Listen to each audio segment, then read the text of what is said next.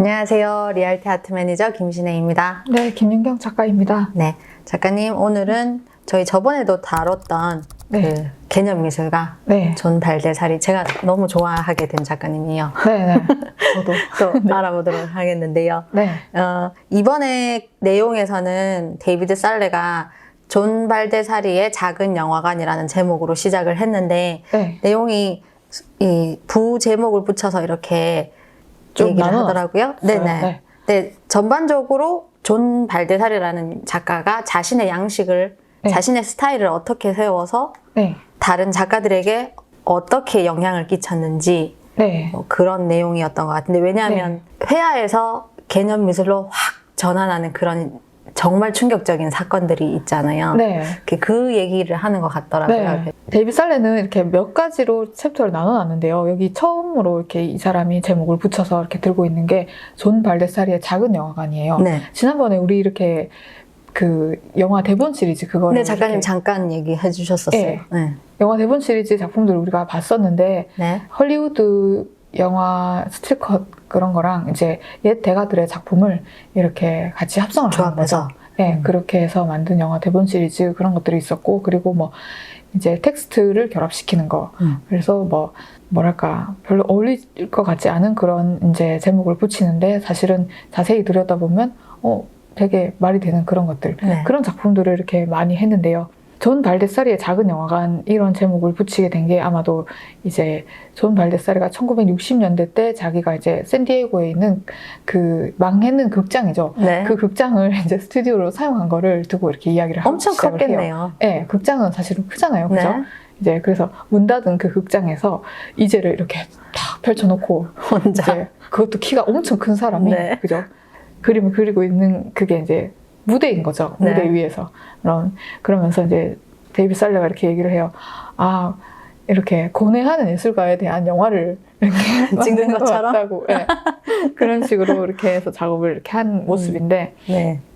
실제로 영화의 주인공 같은 느낌도 들잖아요. 그죠? 이 사람의 일생을 이렇게 네. 살펴보면. 사실 이 챕터에서는 이제 뭐 개념 미술가로서의 존 발데사리가 당대의 다른 개념 미술가들과 어떻게 달랐는지에 대해서 이렇게 얘기를 하는데, 네. 데이비드 살레는 그런 얘기를 해요. 활동가로서 내지는 아주 지적인 사상가로서의 존 발데사리에 대한 뭐 언급이라든지 연구는 활발하게 이루어지고 있는 반면에 그 이전에 이 사람이 했던 뭐 회화라든지, 회화는 사실은 어떤 작가의 그런 주관적인 뭐 패턴이라든지 뭐 좀 더 본능적인 그런 것들이 다 더 나타나게 마련이잖아요. 근데 그런 거에 대한 이제 연구는 훨씬 덜 이루어졌다고 이렇게 얘기를 하고 있어요. 네. 그러면서 이 사람이 만약에 회화를 계속 했다면 뭐 당대의 뭐 그런 팝아트 이렇게 했던 이제 작가들과 견주어도 전혀 손색이 없을 정도로 네.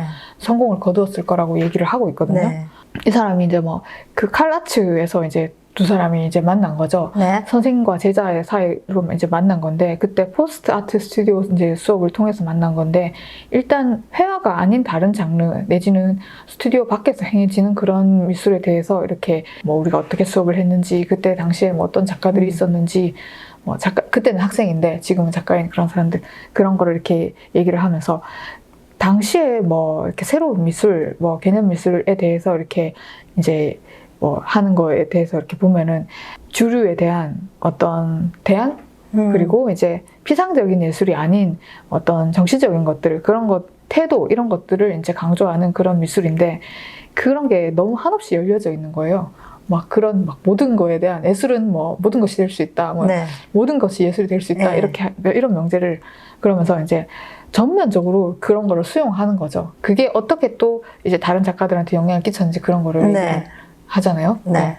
어떻게 이제 이 사람이 이제 디지털 시대의 초현실주의자가 될 수 있었는지 그런 거에 대해서 이렇게 얘기를 하는데, 매니저님 지난번에 이렇게 보여주셨던, 아니, 이야기 잠깐 하셨던 왜 뭐 얼굴에 이렇게 동그라미 이렇게 있는 그런 페인팅이라든지 네. 그런 사진 사진인데 작품들 있잖아요. 회화인. 네. 네. 근데 그런 거를 다른 작가들이 엄청 따라 했잖아요. 그렇죠. 네. 정말 네. 많았던 것 같아요. 네. 그래서 어떻게 하나의 이제 한 사람의 형식이 네. 어떻게 하나의 양식이 되는가, 네. 그런 거에 대해서 이제 이렇게 얘기한 것 같아요. 그런 작품들을 네. 할 때 그 전에, 그러니까 이 사람이 그거를 하기 전에 이제 회화의 끝 주로 이야기하는 부분이 네. 이 충격적인 이 네. 그림 그림을 과장 사건. 제가 그래서 그거를 한번 확인을 해봤는데 이게 되게 유명하더라고요. 네. 그래서 그 그림을 몇 년도였지? 53년도에서 66년도 사이에 그림을 70년도에 이제 날짜를 잡아서 다 태우고 그 과정을 다 기록을 하고 네. 그리고 기자회견까지 하고. 네. 그리고 이렇게 이 사진 보면 이렇게 존 발대사리가 그 꼭 자기가 죽은 것처럼 이렇게 날짜 적어서 이렇게 들고 있더라고요. 그리고 그렇게 그 젤을 가지고 쿠키도 만들고 어떻게 그렇게 다 태울 수가 있지? 태우실 수 있으세요, 작가님? 아니요. 일부는 존 발데사리의 누나에 의해 그 구조가 되기도 했다고. 근데 이제 일단은 그렇게 그림을 자기가 애써 그린 거를 그림이라는 게 사실은 화가한테는 분신과도 같잖아요. 네. 막 내 자식 같은 뭐 이런 표현도 쓰고 내 몸 같은 뭐 그렇죠. 이런 표현도 쓰잖아요. 근데 그거를 태운다는 거는 글 에세이 속에서도 데이빗 살레도 그런 얘기를 하거든요. 해변에서 술 먹고 다 태워보자 이게 아니라고 이렇게 얘기를 하거든요. 네. 왜냐하면 이제 얼마나 이게 힘든 일이냐 하면요. 그림을 그릴 때 자기가 생각하는 내용과 결과물이 맞아 떨어지지 않을 때가 많잖아요. 네. 그게 실패라는 것을 인정을 하는 일인 거잖아요. 아, 내가 실패했다. 그리고 이제 태우는 거잖아요. 엄청 고통스러운 일인데 일단 실패를 인정하는 것부터가 고통스러운 일이고 그리고 그거를 이제 태우는 것도 그렇고 근데 일단은 더 새로운 걸 하기 위해서 이 사람은 그렇게 한 거예요. 네. 그런 고통을 감수한 거예요. 네. 내가 정말 새로운 거 내가 진짜 꼭 새로운 게 아니더라도 내가 정말 내가 원하는 걸 하겠다 네, 네. 하면서 그거를 태우는 거죠. 네네. 네. 그런 태우는 사건 이후에 이제 70년대 초반부터 중반까지 그냥 사진이랑 비디오 작업을 같이 했는 그런 것들이 정말 수준 높은 결과물이었다고 네. 데이비드 살레가 얘기하면서 네. 제가 그 중에 하나 봤던 거는 I will not make any more boring art. 그 영상 네, 이렇게. 보면 계속 쓰면서 난 더 이상 지루한 예술은 하지 않겠어. 그게 이제 존 발데사리식의 역설이잖아요. 그죠? 네. 네, 그런 거를 따라하는 작가들도 엄청 많잖아요. 네. 그러면 이 존 발데사리 작가는 이 그림을 태우는 그런 후에 정말 여기서는 비극인가요? 기회인가인데 맞아요. 그렇게 기회인 거였네요. 네. 또 다른 문이 열리는. 네. 제가 궁금한 거는 하나 소제목으로 했는 것 중에 네. 이제 왜 예술가를 동일시하지 않는 것이 그렇게도 중요한 일일까 네. 이 말이 있었는데 내용으로 이제 존 발데사리가 했던 작업들은 다 초기 작업들이 주제가 젊음이었다면서 카라치 그 학생들이랑 함께 했던 그런 부분들 그런 네. 부분들을 다루면서 이 소재를 달았는데 제가 제목에서 말하고자 한 게 뭔지는 조금 이해가 안 가더라고요. 네. 이게 사실은 왜 예술가를 동일시하지 않는 것이 그렇게 중요한 일일까? 이 제목은 사실 뭐 예술가들이 어떤 궤도에서 이탈할 수밖에 없다는 것을 이야기하는 거죠.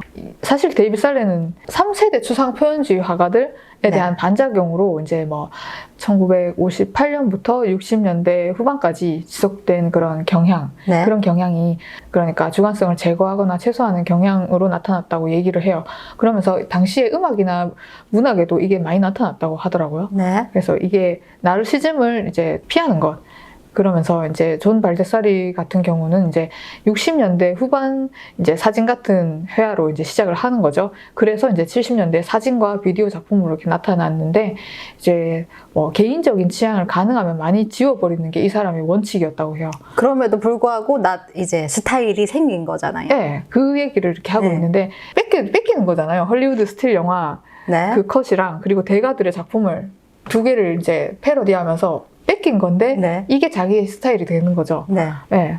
그러면서 이제 뭐 이미지와 단어의 불일치 이런 거 그리고 몽타주를 막 여러 개 사용하는 거 그런 것들이 이제 자기의 패턴이 되는 거잖아요. 그러면서 자기가 생각하는 그런 내러티브를 부여하는 거잖아요. 그러면서 이게 자기 패턴이 된 건데 그 이제 영화 감독 고다르 이렇게 이제 이야기를 하는데 이 감독이 이제 뭐 이렇게 선호하는 배우들이 그랬다고 해요. 그러니까 젊은 젊은 사람들 그리고 일반인들 영화 네. 그러니까 뭐 이제 정말 이렇게 세련된 그런 이제 전문 배우가 아니라 네. 그냥 일반인들 우리 인간극장 이런 데 나오는 일반인들 있잖아요.